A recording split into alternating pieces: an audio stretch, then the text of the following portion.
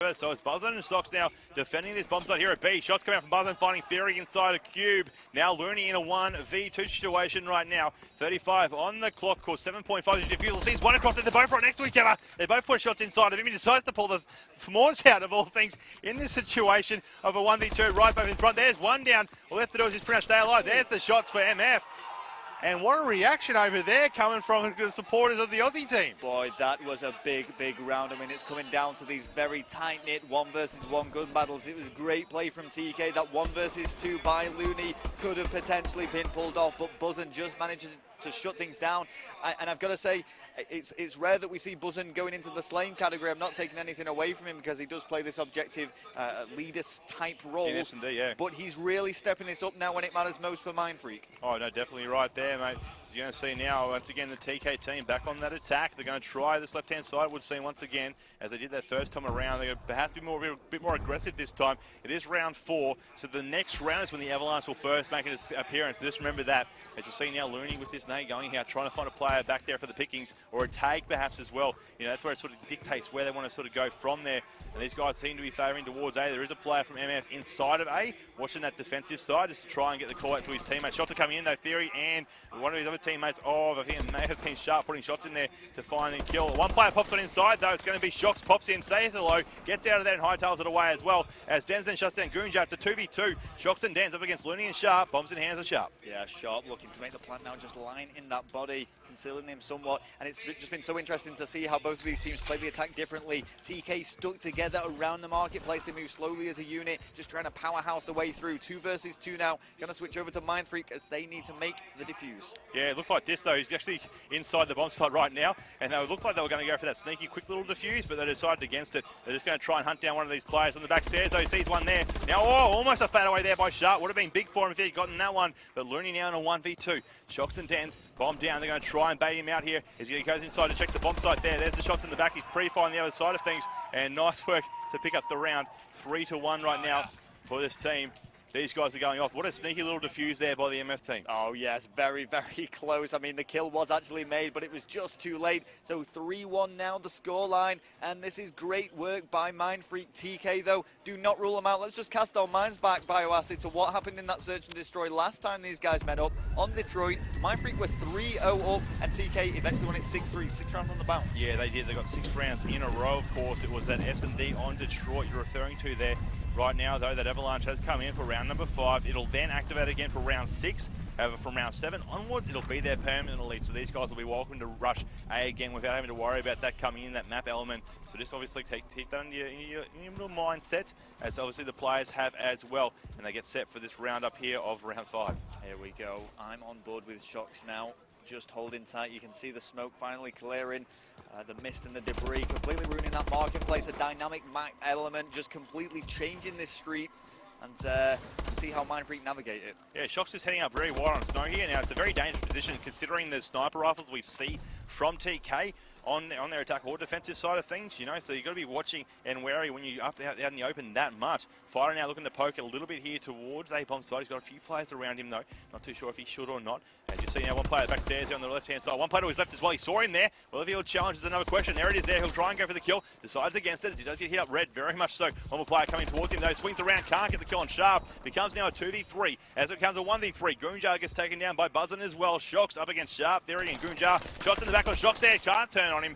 Theory will get the kill on him as well. And the defuse. Yep, and while Shocks was in a good position with regards to the fact he just had to try and run that time down, too many of TK to deal with. They worked so well as a team to actually take out Mindfreak and fight their way back into this game, now only trailing by a single round. 3-2 is the scoreline. Mindfreak just edging away.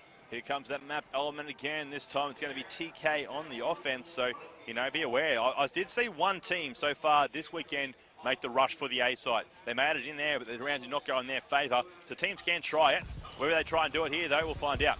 All right, and remember, guys, both of these teams currently top 8, playing for top 6. They will then play versus Prophecy for top 4. So if you're just wondering how this bracket is panning out, that should give you a good idea back home. We're here with Sharp right now. Bomb in the hand of Theories, we're used to seeing, obviously, most of the time. Although Sharp is the only player with a plan to his name right now from the TK squad. Do have Sharp just chilling back. Obviously, his teammates are there with him. One player has pushed up. which would of course be Looney on those right-hand side stairs, just underneath top glass, as we like to say. And right now, so he's slowing the round down. So that's what we sort of saw from the last side of things with MF on their attack during the map element round. It's a very slow round before anything really took place. Yep, and still with Sharp now, just hanging around this marketplace, does get shut down. He isn't the bomb carrier, that will be Theory. No surprises there, almost the designated bomb carrier for TK. Switching things up here and going towards the B-bomb site, and Mindfreak aren't aware of this. No, they're not, and they've only got one player in that back defensive, which I think usually is Dens at this stage. And right now you'll see that time is ticking on down. They're going to be aware that they have to start making a push back towards B now. Nades are coming in. It looks like he's going to challenge their Goonja. Will find Dens. So they're going to know it's a B push right now. They're going to try and pick up this kill. As it's pretty much all three of them are coming back over to A here to say hello and to try and catch them off guard. One player just jumps on in. That's a very risky move. Two players is challenged at different angles at the exact same time. And right, just like that, Theory's going to go for this plant. He's got a player at the front. It's going to be Shocks. That's a hightailed out of there as he will get the plant down. It looks like it was very, very close. He won't. Shocks picks up a round by staying alive in a 1v3 when they had control of B. Wow.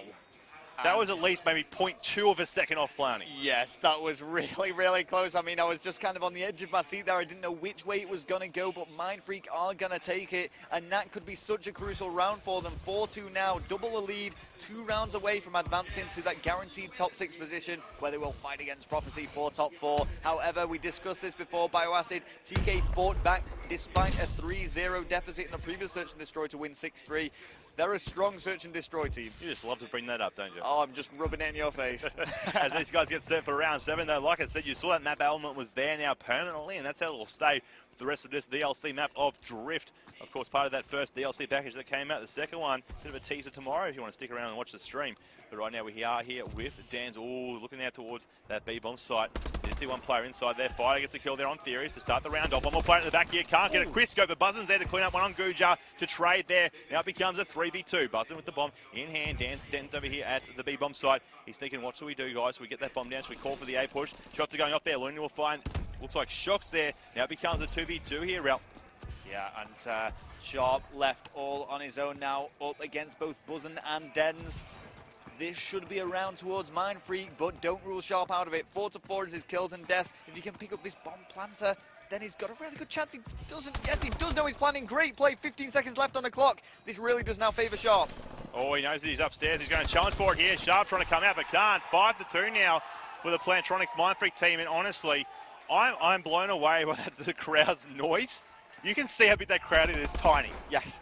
But the noise that's coming out of them, it's mind-boggling compared to, that's what the sort of noise you hear when you hear these big groups around. So right now, both these teams, neck and neck, it's going to be match point for Mindfreak now coming up on their defense here on this round. I think they've actually won more defensive rounds than they have attack right now. Yep, it's such a great community, COD, and all the eliminated Australian players really getting behind the one remaining team. And on the opposite side of the scale, we've got all the North American spectators and players supporting TK. Really, really tough game now for TK. They've got to win 4 rounds on the bounce if they want to bring this back. But like you've reminded us, and I reminded us as well, TK, a strong S&D team, so it's not over yet, not by a long shot, as they'll be trying to get their hands back on that bomb, put it down, get a bit of control, have it. Oh, a bank shot nade there by Theory coming back at him. Oh boy. He was a little bit risky move there, but obviously it wasn't where he wanted to be. Sharp will find the first blood of the round though, finding Fighter. Looks for more shots coming. Buzzin will find Sharp to trade off on that, making it now a 3-on-3. Shocks just checking out the air bomb site, making sure it's still all clear, but Theory with that bomb over on the A side. He finds one pushing on through inside a B. They're going to know that's for the city now if they know that the bomb carrier is Theory. Theory now still with that bomb in hand. They've got the number advantage. Shocks is all on his own. He's got to take out all of TK if he wants to win a round for his team here. The bomb is being planted. Oh, but good knowledge. I was going to say, if he'd have been able to make that pick and distance himself, he could have played that very, very tactically. But TK come out on top. Surely Mindfreak aren't going to throw this away. We're going to see them again at game point. They just need a single round. But TK, they're on a roll. They are obviously a nice convincing round with them with 3 players left up after that one. We'll find what's going to happen. Obviously now coming back into it, attack for the side of Mindfreak. The defensive side will be... But he is making moves here to reduce that distant Fighter makes first blood here. Great work by Shock, sneaks around the back. 2 versus 4 now. TK feeling the heat. Bombs looks like it's going to go down. It will go down at A. 1 player left alive. Looney in a 1v4. Bomb is planted. There it is. TK are going home, and MF will push on through to verse Prophecy for top 4 here at COD Champs 2015. And you know what that's going to mean? That is going to mean TK will go up against Optic. for that 7th place placement. Both Optic Gaming and TK have a guaranteed 8th place, $25,000.